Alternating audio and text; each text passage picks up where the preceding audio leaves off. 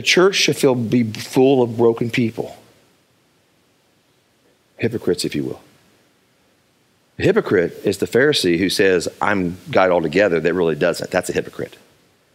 The person who comes and recognizes, I'm broken, I'm a mess. If it wasn't for the grace of God, I'd be in trouble. That's not a hypocrite. That's a broken person come to a place to find hope.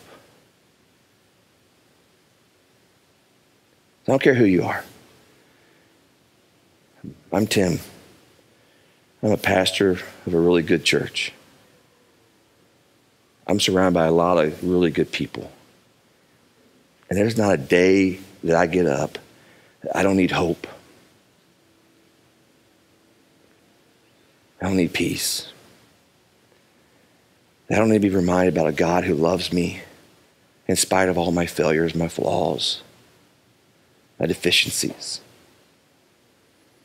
That all the stuff that I'm facing that overwhelms me, that God always has a plan.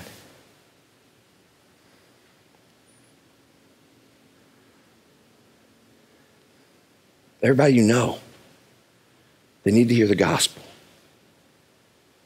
The unchurched person, they need to hear the gospel. The de-churched person, they need to hear the gospel. The person who comes to church every so often needs to hear the gospel.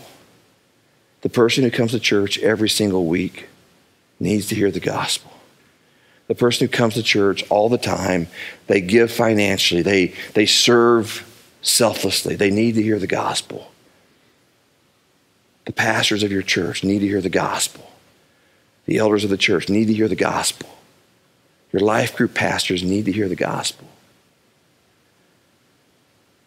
The gospel isn't powerful because of who says it, who uses it to encourage or to challenge. The gospel is powerful because it's the gospel.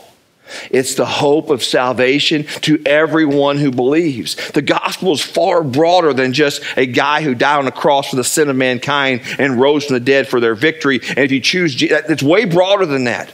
Even if you've got past that, you know Jesus, you have a personal relationship with him. The gospel is the good news of God that applies to every area of life, every area of life, every day of your life for the rest of your life.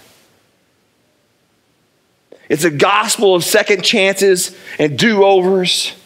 It's a gospel of hope in the middle of chaos and darkness. The gospel of peace no matter what is going on around you. It's a gospel of God who will never leave you. He'll never forsake you. It's a reminder that you're never alone. No matter how broken or dark or frustrated or hurt or alone you may feel. It's a gospel that God is always here to provide for you and protect you. That he wants to work in you to make you the man or the woman that he called you to be. The gospel is about this God who renews his mercy to you every single day, who loves you unconditionally,